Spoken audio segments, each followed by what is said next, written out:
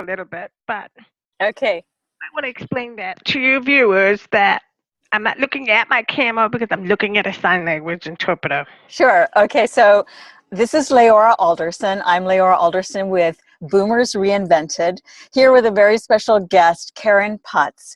And Karen, as you may have heard from her introductory comments a moment ago, we've been working on the technology because Karen is deaf and she's working through an interpreter. So she's looking off to see her interpreter, and it's fascinating to try and learn how you're doing that and how that works. Are you seeing a screen? I'm actually looking at a video phone, and the interpreter is on the video phone listening in on our conversation. So everything that you say gets translated into sign language for me. So you see the interpreter on the hmm screen. I'm seeing an Awesome. interpreter right there on the screen, So right is next to this, you. so how do you normally make calls? Now, you don't always make calls with an interpreter, right? I always make a call with an interpreter. I can't hear it all on the phone without an interpreter. I see. So the interpreter, you know, translates everything. Wow. So that's how Amazing. it is amazing. Is that what kind of, how do you get that service? This service is actually a federally funded service that's provided to everybody in the United States who uses sign language. Yeah. And Excellent. it's been an amazing thing. It's been around for about 10 years. And it Wow. really changed my life because before that, when I would interview people, it either had to be face to face or through a typewritten chat. Right. And with an interpreter, I get a full range of like the emotions. If somebody's laughing, the interpreter's laughing. Then I Yeah. can sense the emotion that's in the voice. So it's Excellent. amazing. So while we will, okay, so Karen, there's so many things that we can talk about with you. So I'm just gonna carry on the conversation as if we're friends getting to know each other even better. So for instance, and I'm gonna be putting links so people can learn more about your full story. We're gonna put all the links. You have an amazing video that was done on you, about a 7-minute video on your site. I think it was, let's see, did that run on Growing Boulder channel? Growing Boulder, yes, it is. Growing Boulder. That's a wonderful.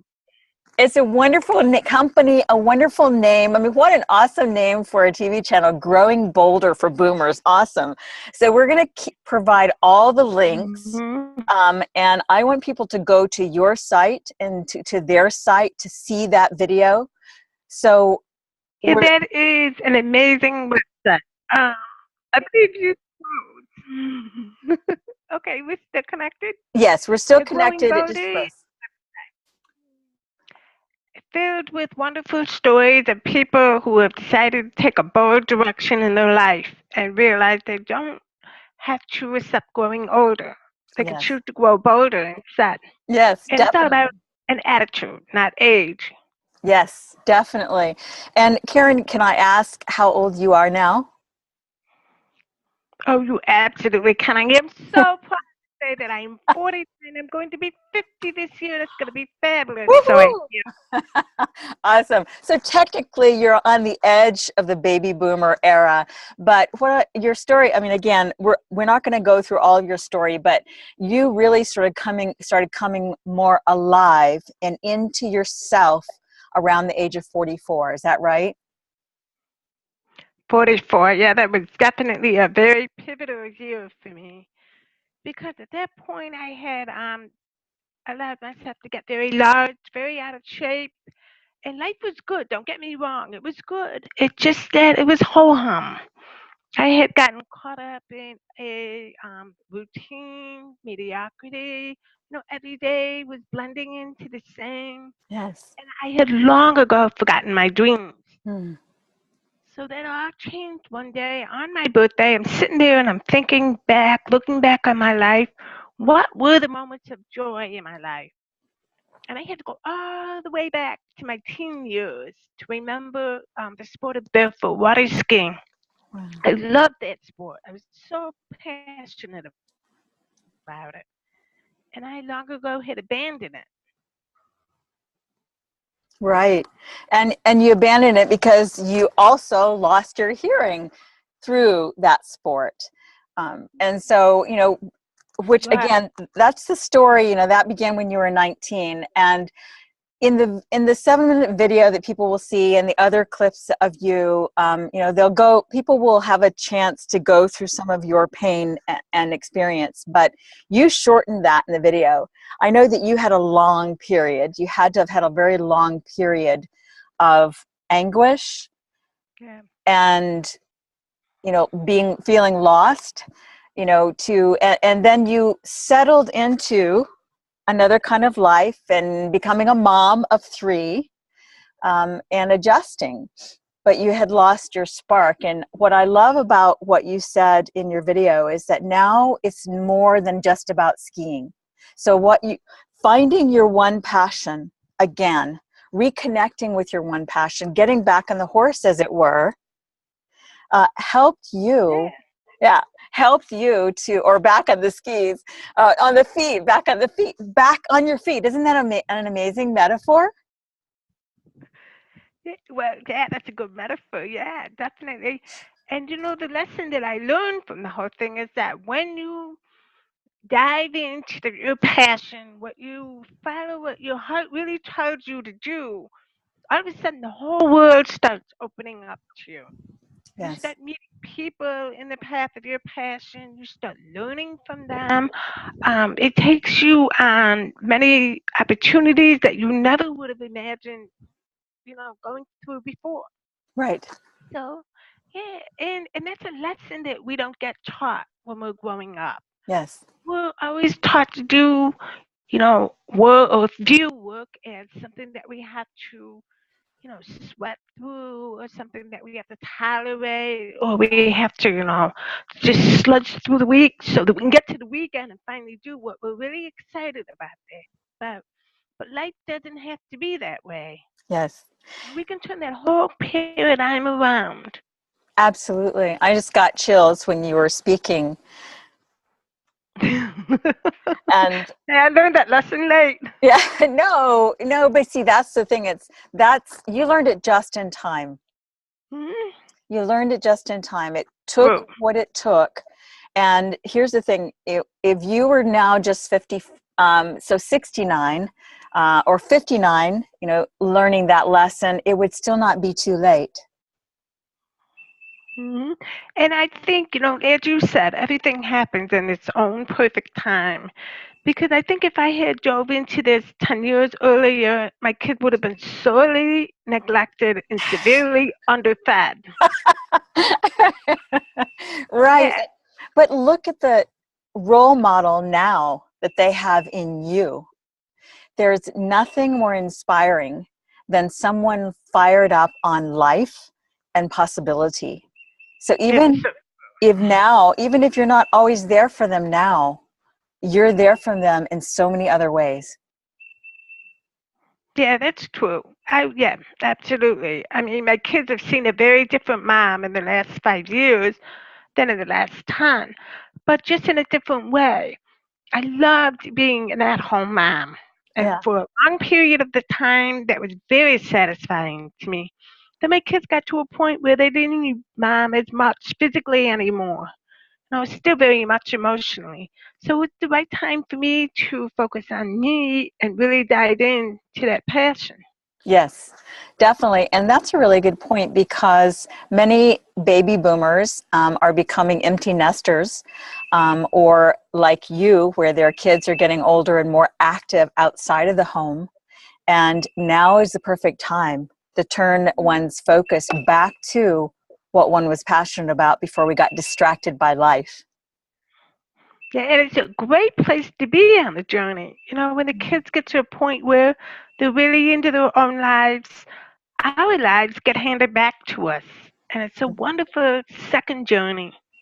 Yeah, and so what would you say to people because for some people, they go through this feeling of being lost because the identity of what they were needed for and focused on for so long, and really that's all it is, what they were focused on for so long needs to shift. But what advice could you give them on the power of redirecting back to their passions and how to do that even. That is such a great question, and something that I see a lot of, because a lot of my friends are at that point where they've struggled, especially from at-home moms. Their whole identity is wrapped into the family, Right. and our family has shifted the whole dynamic. And in many ways, there's a loss that has to be fulfilled, and in a lot of times, it has to do with caring for somebody else. Mm. You can redirect that caring to something that you're passionate about, whether it's helping other people or even taking that time to fulfill the loss within yourself. What has been missing? Other than that family component, where have you lost yourself in the process? And Yes. it's a wonderful time to sit back and reflect inward, start reading some new books, start meeting some new people. And by doing that, by taking that action, it'll lead you down a whole new path. You may discover a whole new passion that you weren't even aware of. Yes. All our lives are building blocks to the next opportunity, to the next path, to the next journey. And it's up to us to take that and go Yes. in that direction. Yes, that's an excellent quote. We're going to be sure to come back in and listen to this and grab the quotes so I can include them in an article before the interview. That was very profound. Um, can you elaborate a little bit on how, when you got back into barefoot skiing and you started discovering and regenerating, this youthful passion, reigniting potential within you, how is it that, what is your take on how it wasn't just about skiing? Something else happened. It wasn't just skiing, right? No, and it never really is about one thing. When you dive into your passion, it's about discovery. And like one of the biggest lessons that I learned on this is that I had to have a beginner's mind all over again. I love that. And when you're starting something new, it's scary. Yes. You don't know enough. You're doing something that you have never really done before at a new level. And doing it that way is scary. It's also awkward. You have to be willing to be a fool, Yeah. to try and to fail. Yeah. And for me, you know, I've got a boat driver and a spotter. If I Hmm. have at least two people watching, and it's Yeah. intimidating, but you've got to push through those blocks. When you're first starting out on something new, you have to push through it. You have to be willing to fall and get up again, try again with anything that you're learning. And one of the best ways to cut that learning curve is to find people who are ahead of you on that curve. Learn from them. Yes. Find a mentor, find an expert, go to them and ask to share that wisdom so that you can cut that learning curve in half. Definitely. That's There's so much wisdom in what you just said, and even in this short interview already that you have shared. So here's the thing: no one would ever figure that becoming a barefoot skiing competition skier would open the book of wisdom of or knowledge to someone. In other words, it's like your life journey has opened up the wisdom side of you. It's created, it's profound. I mean, I don't know if are you do you are you aware of the degree to which you've grown from where you were to where you are now, and into sort of like a just like an endless source of wisdom? I mean, it's a profound thing when we start on that journey, what comes in life, isn't it? It is amazing. And I think I'm really blessed to have had this journey.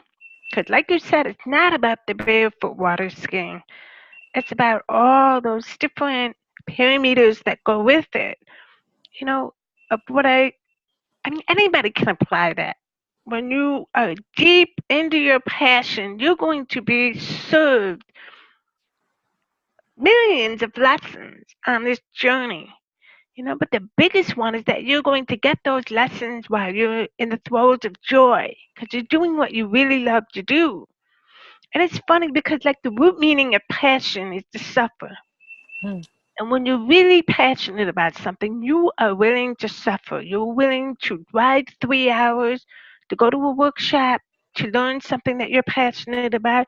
You're willing to get up at 6 o'clock in the morning, and get out there and get out in the water. You're willing to go above and beyond when you're passionate about something, because passion will fuel you, and Yes, it'll get you. It will fuel you. I can't say that word very well. that's a no. That's good. Push you above and beyond into what you're meant to do. Yes. Okay, so there's another angle to that you've also experienced, and that is sometimes, and a lot of times in life, we have to do things that we may not be passionate about. We can't always do what we love to do. And so for those people who aren't there yet, or for your kids when they're doing chores that they don't want to do, but it has to be done, um, what what is your advice there? What have you discovered? Because you've had to work through some hard lessons and find a way to make the most of it. So that's the other side of Mhm. it, isn't it? That other side, that's a very good point. Yeah, and yeah, it's a good point. I think when you break it down, when you really think about it, all of life is learning. Hmm. And yes, sometimes we have to do the things that we're not too thrilled to do. But those things teach us something, you know? And one of the things that we have been taught, most of us in general, when we think about society in general, we've been taught to sludge through things, to work hard and all that. But what if we threw passion in on that? Wouldn't that change everything? Yes. You know, you will work hard, but willingly. And that passion is going to give a whole dimension to your work that you've never had before. Yes. Yeah. So one of the things that we talk about, or I talk about with coaching clients is, and like you, I was a passion test. I went through the passion test training and facilitation. Oh, it looks like my son's home. Good.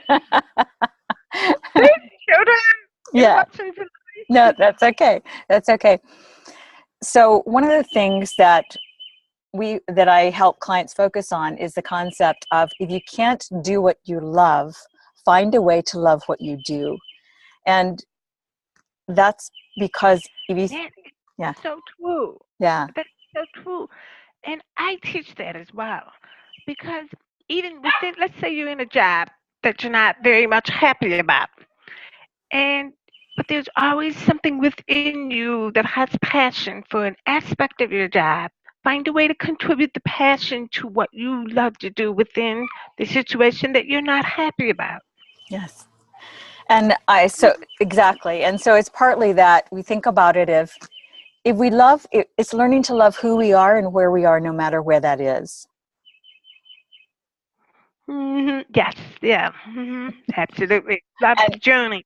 And yet it's easier to do when it is we have those highlights in our day, because those are the things that open up the reservoir of joy, right? It's so true. Yeah, when you have that passion, then you look forward to that part of your day that you're passionate about.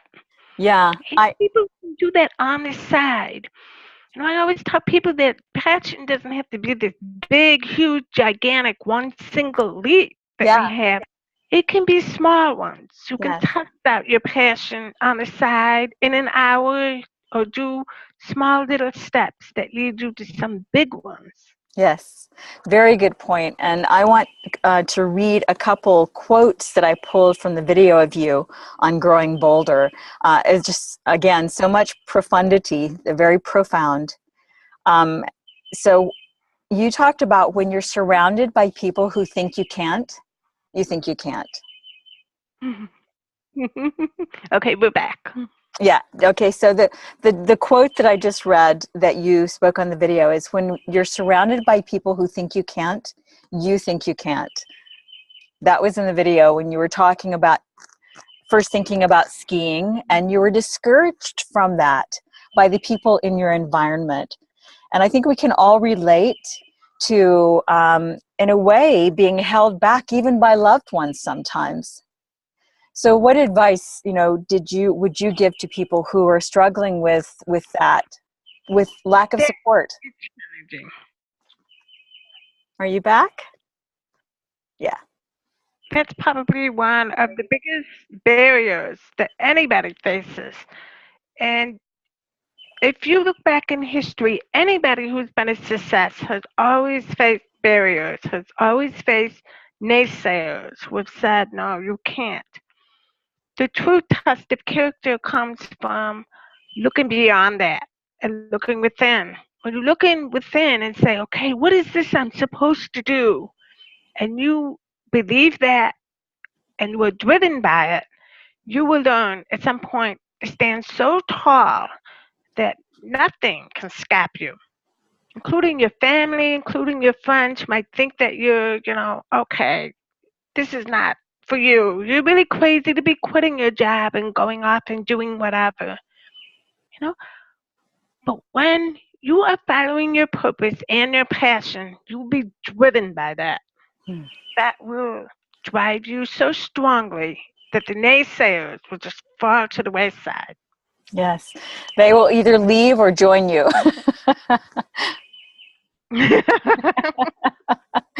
That's true. That's right. And it requires confidence in oneself to take that bold step when everyone around them is saying no. It does.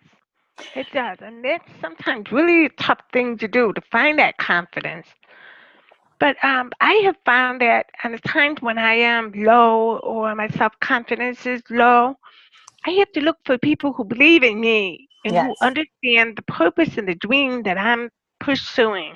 Yes. And when I do that, then I'm revived again. Yes. You know? Yeah. The kid is home. Okay.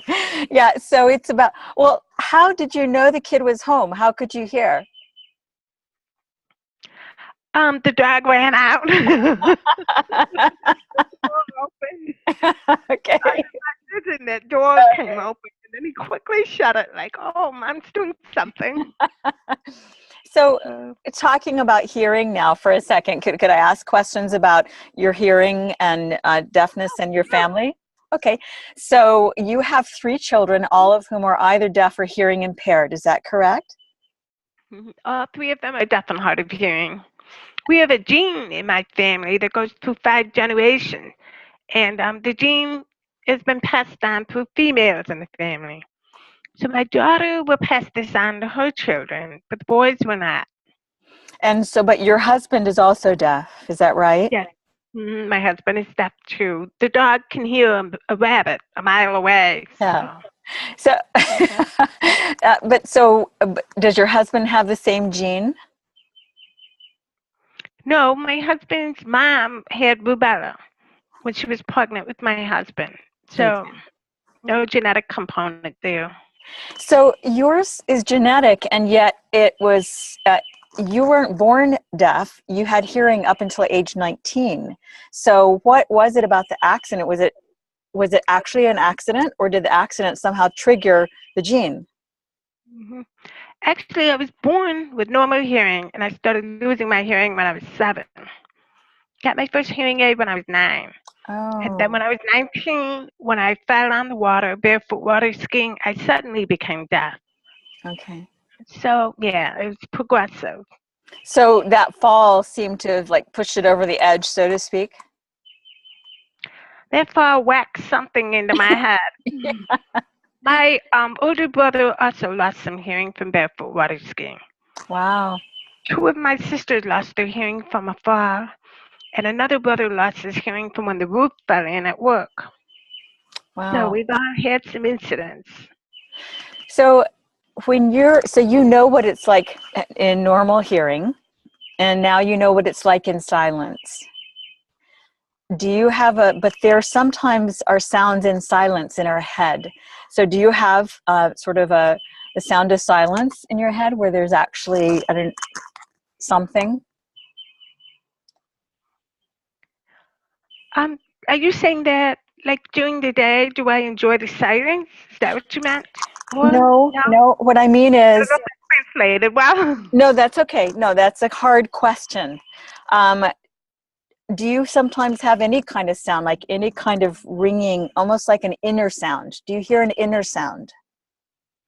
Oh, I had tinnitus in my ear right after the accident for several months. So all I heard was a loud roaring sound in my ear. But with hearing aids, I can hear environmental sounds. I love music.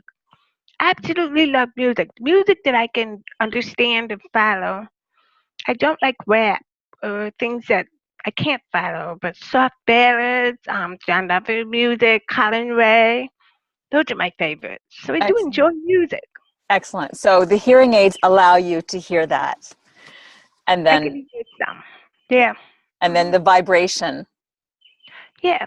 I hear some sounds. Like if Nice. the dog is barking, I can Yeah. hear that. Nice. Very nice. But when my husband's talking to me, I'm deaf. And vice versa, right? That's definitely. He turns his hearing aids off anytime Yeah. he wants. It's funny. Karen, I'm looking at another one of the quotes that you said on the video, and that's when you surround yourself with people who are doing these things, you get the sense that you can do it too. So that the power of environment cannot be understated, can it? How important it is to seek those who are doing what we want to do and more. Okay, that's cutting in and out a little bit. Could you Okay. repeat the quote again? Sure. The quote is, when you surround yourself with people who are doing these things, you get the sense that you can do it too. So it really speaks to the concept of the power of environment and people in our lives. It really does. And that was a profound lesson for me because when I surrounded myself with people who were doing the very thing that I wanted to do, all of a sudden I started to believe myself that I could do it. Like, for example, when I was a teenager, I never could have imagined barefoot water skiing backwards on one foot.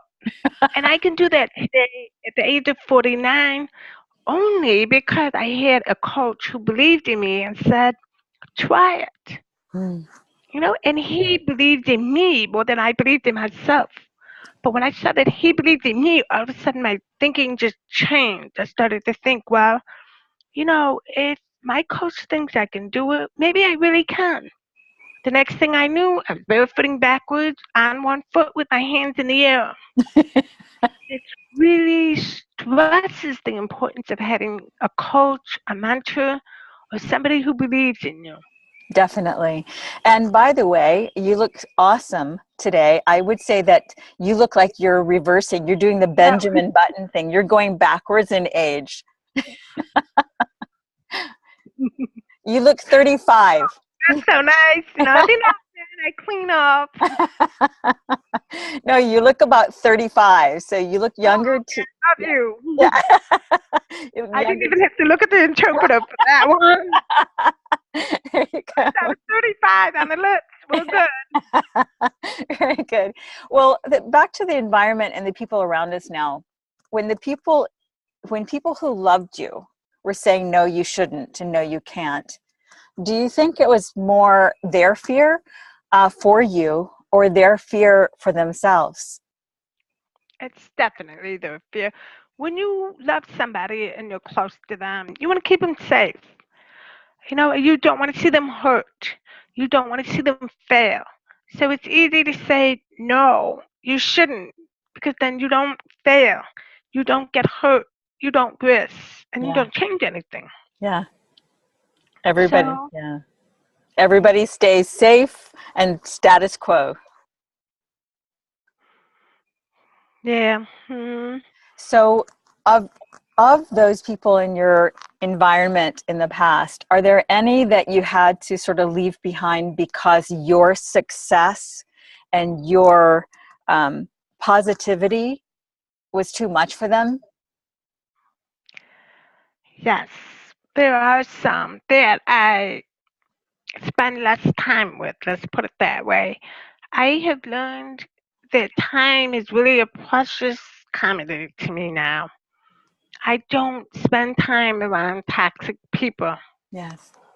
If I do, I try to limit it or walk away from it or take a break from it. But I find that I am much happier when I'm around people who are like minded, who have dreams, who are deep into their own passions and don't have time for the pettiness of life. I like that. Yes. I really enjoy giving my time to the people who appreciate that. Yes, definitely. So, Hmm. can I ask this? Maybe if it's too personal, then that's okay. Don't worry about it. But Nothing's too personal.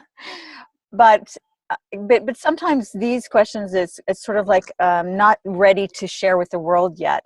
But that is, do you have in your mind your vision for your future, where you want to go in life, what else you want to Oh, accomplish? I have a list of 100. I knew that 100 list from Deborah Poundman from Yes to Success workshop, and I Mhm. love Deborah. Yeah. That workshop was one of the turning points in my life. Oh, good. Yes, it was. And I have a list of 100 that I have, and there's a lot of exciting things on it. I want to write more books. I want to speak. There are places I want to travel to. I work with an organization called Hands and Voices.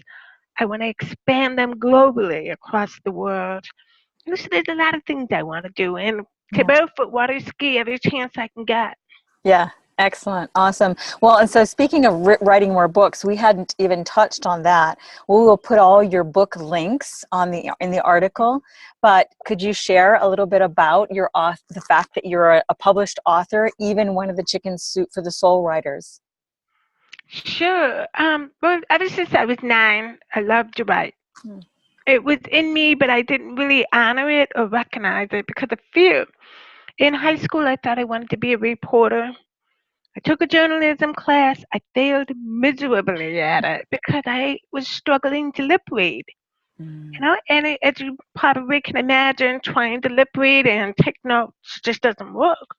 So my confidence as a writer just went Mhm. downhill. Then I became deaf, so it was like out of the question. Well, about, I would say probably 15 years ago, we got a computer and my life just changed. All of a sudden, no, there I am on this word processor starting to record my thoughts. I love the online world because it was accessible. Mhm. You know, struggling day to day, face to face is tiring. Yes. Online, I could access anyone and everyone. I started a writing career then, started a blog, and started writing for, of all things, Chicago Tribune. And that is instrumental because back in high school, I had dreams of doing that. Wow. And they found me on Twitter and invited me to have a column in the Chicago Tribune. So I got my articles printed every week, and it was awesome. Yeah. But it also had me realize the power of our thoughts, the power of our dreams. We really can manifest them. I can't say that word very well. But when we give attention to that, when we write them down and when we focus on them, they start appearing in our life. Yes. And I had always wanted to publish several books. So that's what I did. I just sat down, I started writing them and publishing them. And 7 books later, you know, my most recent one is a collaboration with 24 other women. And it's all about global voices of social media and how social media just like opened up our worlds. And it's a great collection of stories. Excellent. Excellent. We will put the links for that on the site, definitely. 7 books, though, that's an amazing accomplishment. How many more? Do you have a list of titles already? I have about 10 more in me, Awesome. 4 that I'm working on now.